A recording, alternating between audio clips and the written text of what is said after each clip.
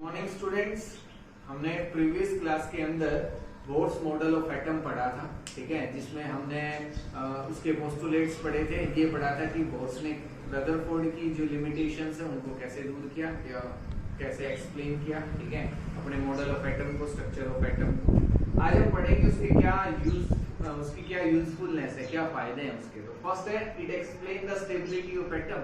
इसने एटम की स्टेबिलिटी को एक्सप्लेन किया। इसको एक्सप्लेन किया, एटम की स्टेबिलिटी को जो है एक्सप्लेन कर दिया कि जो एटम है उसके अंदर जो इलेक्ट्रॉन है वो न्यूक्लियस के अंदर मर्ज नहीं होगा, वो डिफरेंट ऑर्बिट्स के अंदर रिवॉल्व करता रहेगा, फिक्स्ड ऑर्बिट्स, जहां वो अपने ऑर्बिट्स को चेंज नहीं कर पाएगा। तो ये था इसका फर्स्ट जो यूजफुलनेस है वो थी। Second, it explain the line spectra of hydrogen. इसने लाइन स्पेक्ट्रा जो था हाइड्रोजन का उसको एक्सप्लेन किया। इसके जो पोस्टुलेट्स थे उसमें था कि जब इलेक्ट्रॉन एनर्जी गेन करता है तो वो हायर एनर्जी स्टेट में जाता है, और कुछ टाइम बाद जब उससे एनर्जी रिलीज होती है तो वो लोअर एनर्जी स्टेट में आता है, ठीक है। ये इसका एक जो मेन पोस्टुलेट था वो एक्सप्लेन करता है हाइड्रोजन के लाइन स्पेक्ट्रम को।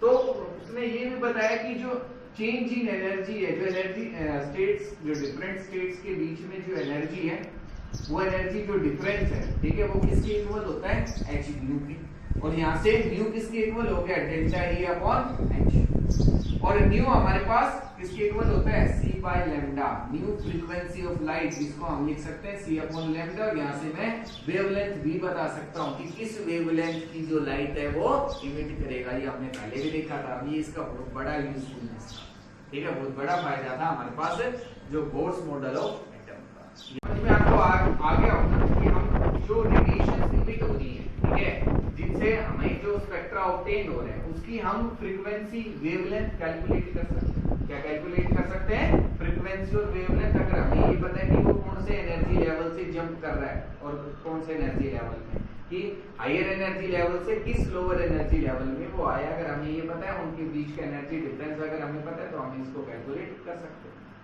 अब इसका जो थर्ड यूजफुलनेस थी वो क्या थी, it helps to calculate energy of electrons in hydrogen atoms और हाइड्रोजन लाइक पार्टिकल्स।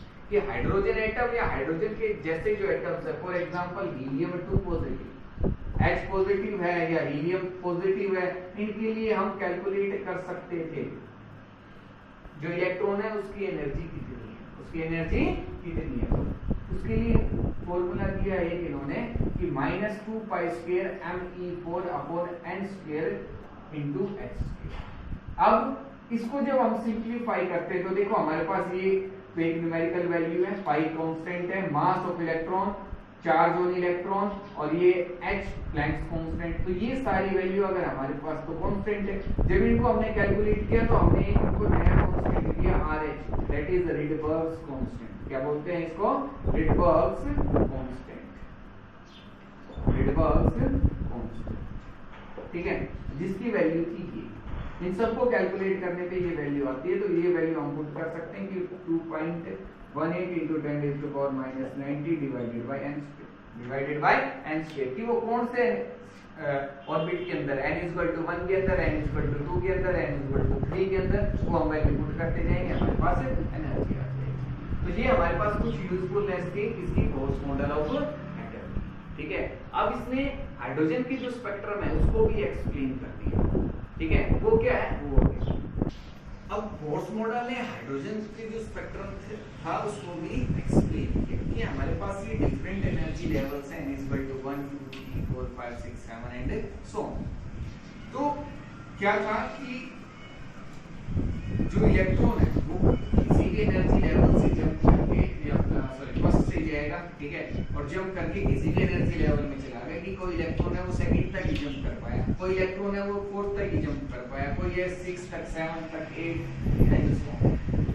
तो क्या होगा जब वो रिटर्न कर रहे हैं, अब वो इलेक्ट्रॉन्स जो फर्स्ट शेल तक, ग्राउंड स्टेट तक रिटर्न कर रहे हैं, वो सभी लाइमन सीरीज के अंदर, यहाँ से जो रेडिएशन इमिट होंगी वो लाइमन सीरीज की होंगी जब इलेक्ट्रॉन्स फर्स्ट एनर्जी लेवल तक वापस आ जाएंगे। जाएंगे जंप करके, चाहे वो किसी में भी हो, 7th में हो, 6th में हो, 5th में हो, 4th में हो, 3rd में हो या 2nd में हो, जंप करके आएंगे, फर्स्ट में आएंगे और यहाँ से हमें जो सीरीज ऑब्टेन होगी वो लाइमन सीरीज होगी। अब ये हम बोर्स मॉडल के बाद ही एक्सप्लेन कर सकते थे कि बोर्स ने कहा कि जो इलेक्ट्रॉन्स है वो एनर्जी गेन करके किसी भी एनर्जी लेवल में जाते हैं और फिर से रिटर्न करते हैं। अब जब रिटर्न करते हैं तो एनर्जी लेवल को इमिट, जो एनर्जी है उसको इमिट करते हैं, रेडिएशन को इमिट करते हैं। अब ये रेडिएशन से डिपेंड करती है कि वो कौन से एनर्जी लेवल से और कौन से एनर्जी लेवल में, ठीक है, कि किस एनर्जी लेवल से किस एनर्जी लेवल तक वो जंप कर रहे हैं। अब बाल्मर सीरीज हमें कैसे ऑब्टेन हुई कि जब इलेक्ट्रॉन किसी भी एनर्जी लेवल से जंप करके कहां रहे थे, सेकंड एनर्जी लेवल में, कहां रहे थे, सेकंड एनर्जी लेवल तक आ रहे थे, तो हमें बाल्मर सीरीज ऑब्टेन हुई। इसलिए हमने कहा था कि एन जो n1 की वैल्यू है वो 2 हो सकती है बाल्मर के लिए, n1 की वैल्यू 1 हो सकती है लाइमन सीरीज के लिए, और n1 की वैल्यू हो सकती है 3 पाश्चन सीरीज के लिए। क्यों? क्योंकि यहाँ जो इलेक्ट्रॉन्स है वो कहां रिटर्न कर रहे हैं, थर्ड एनर्जी लेवल, ठीक है, तो इनकी वैल्यू कम से कम 3 हो सकती है, ये हो ही नहीं सकती। ये ब्रैकेट के लिए और ये किसके लिए, T-फुल सीरीज के लिए। तो हमें डिफरेंट लाइंस जो है, जो स्पेक्ट्रम जो है वो हमें ऑब्टेन हुए, जिसमें हमारे पास ग्रुप्स ऑफ लाइन थी। एक को हमने लाइमन सीरीज बोला, बाल्मर, पाश्चन, ब्रैकेट एंड टी-फुल। तो ये हमने एक्सप्लेन किया बोर्स मॉडल ऑफ एटम के बेसिस पे कि बोर्स ने क्या पोस्टुलेट्स दिए, उसके बेसिस पे हमने इसको एक्सप्लेन कर दिया, ठीक है। तो ये हाइड्रोजन स्पेक्ट्रम के बारे में।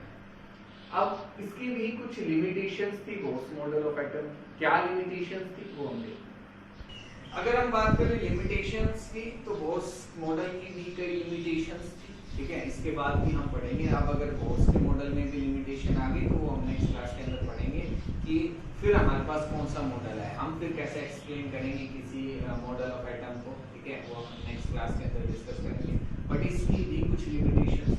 फर्स्ट क्या थी, inability to explain the line spectrum of multi electron atoms. कि जो मल्टी इलेक्ट्रॉन एटम्स थे इसमें लाइन स्पेक्ट्रम एक्सप्लेन कर दिया हाइड्रोजन का, हाइड्रोजन एटम या hydrogen like particles, hydrogen like particles like helium positive etcetera, lithium 2 positive etcetera, जिसमें केवल एक इलेक्ट्रॉन हो हाइड्रोजन की तरह, उनका तो एक्सप्लेन कर सकता था। लेकिन जब जिसमें ज्यादा इलेक्ट्रॉन्स आ गए उनकी स्पेक्ट्रा को ये एक्सप्लेन नहीं कर सकता था बोर्स मॉडल ऑफ एटम, ठीक है। तो ये इसकी फर्स्ट लिमिटेशन थी। Second, inability to explain splitting of lines in magnetic field and in electric field. और अगर हम मैग्नेटिक और इलेक्ट्रिक फील्ड अप्लाई करते थे तो जो ये लाइन थी, जो लाइन स्पेक्ट्रम में जो हमें लाइन ऑब्जर्व हो रही थी, ये नंबर ऑफ लाइंस में स्प्लिट हो रही थी, नंबर ऑफ लाइंस में क्या हो रही थी, स्प्लिट हो रही थी। अब ये स्प्लिटिंग क्यों हो रही है लाइन की, ये एक्सप्लेन नहीं कर पाया बोर्स, तो ये इसकी लिमिटेशन होगी। ये हम सब आगे पढ़ेंगे कि ऐसा क्यों होता है, ठीक है। Inability to explain 3D structure of atom, और जो 3 डायमेंशनल स्ट्रक्चर था वो एक्सप्लेन नहीं किया बोर्स ने। इसने केवल 2 डायमेंशनल स्ट्रक्चर जो हम एक नोटबुक बोर्ड पे जो बना सकते हैं उसको एक्सप्लेन, फ्लैट स्ट्रक्चर बताया इसने। 3 डायमेंशनल स्ट्रक्चर के बारे में कुछ भी नहीं बताया। नेक्स्ट था inability to explain Heisenberg uncertainty principle, कि जो हिल्सनबर्ग अनसर्टेनिटी प्रिंसिपल था, जो हम आगे अब डिस्कस करेंगे, ठीक है, क्या है वो उसको पढ़ेंगे, ठीक है, वो एक्सप्लेन नहीं किया किसने, बोर्स मॉडल ऑफ एटम ने। ये वैसे प्रिंसिपल ये कहता है कि हम एट ए मोमेंट इलेक्ट्रॉन की स्पीड और उसकी पोजीशन हम एक्यूरेटली मेजर नहीं कर सकते एट ए टाइम, मतलब एक साथ साइमल्टेनियसली मैं ना तो स्पीड और ना ही उसकी पोजीशन एक साथ बता सकता, पोजीशन एक साथ एक्यूरेटली बता तो सकते हैं, लेकिन एक्यूरेटली नहीं होगी। अगर एक एक्यूरेट करेंगे तो दूसरा नहीं आएगा, दोनों एक्यूरेटली हम कभी भी मेजर नहीं कर सकते। ये कहता है हिल्सनबर्ग अनसर्टेनिटी प्रिंसिपल। अब ये बोर्स मॉडल ऑफ एटम से एक्सप्लेन नहीं हो रहा था, अब क्या है वो हम आगे पढ़ेंगे, ठीक है। नेक्स्ट था inability to take electron spin into spin energy into consideration, और जो इलेक्ट्रॉन की एनर्जी बताई, energy of electron, energy of electron वो बताई थी potential energy plus kinetic energy. अब इन्होंने जो स्पिन एनर्जी की, स्पिन की, इलेक्ट्रॉन अपने ही एक्सिस पे स्पिन भी करता है, जैसे अर्थ स्पिन करती है, सन के चारों तरफ रिवॉल्व भी करती है और अपने एक्सिस पे रोटेट भी करती है, स्पिन भी करती है, तो ऐसे इलेक्ट्रॉन भी करता था। अब उससे जो एनर्जी फॉर्म होती थी या जो हम कह सकते हैं उसमें जो एनर्जी लगती है या उसकी जो एनर्जी थी, स्पिन एनर्जी जो थी, वो एक्सप्लेन नहीं की गई, वो उसको नहीं दिया एनर्जी ऑफ इलेक्ट्रॉन के अंदर, कि उसने कहा कि केवल जो आपके पास इलेक्ट्रॉन है उसमें एनर्जी होती है potential energy plus kinetic energy, spin energy को ऐड नहीं किया। तो ये भी इसकी एक लिमिटेशन है। तो ये सब बोर्स मॉडल की लिमिटेशन थी, ठीक है। हमने बोर्स मॉडल के बारे में पढ़ा, कैसे उसने हाइड्रोजन के लाइन स्पेक्ट्रम को एक्सप्लेन किया, ठीक है। ये सब हम इसमें पढ़ चुके हैं। अब इससे आगे का जो है वो हम नेक्स्ट क्लास के अंदर करेंगे कि हिजेनबर्ग अनसर्टेनिटी प्रिंसिपल क्या था, फिर इसके बाद कौन सा मॉडल आया जिसने एटम के स्ट्रक्चर को एक्सप्लेन किया, ठीक है। वो सब हम नेक्स्ट क्लास के अंदर पढ़ेंगे। यहाँ तक किसी को कोई भी डाउट रहता है तो पूछना, अब इनसे रिलेटेड क्वेश्चंस भी हम करेंगे, ठीक है। कि अगर हमारे पास हमें कहता है कि इलेक्ट्रॉन जो है वो जंप करके 5th से 2nd शेल के अंदर आ गया, तो बताओ किस वेवलेंथ की रेडिएशन से मीट होंगी। वो सबसे जो भी हमने फॉर्मूले लिखे हैं इससे रिलेटेड क्वेश्चंस न्यूमेरिकल्स हम नेक्स्ट क्लास के अंदर ही, ठीक है।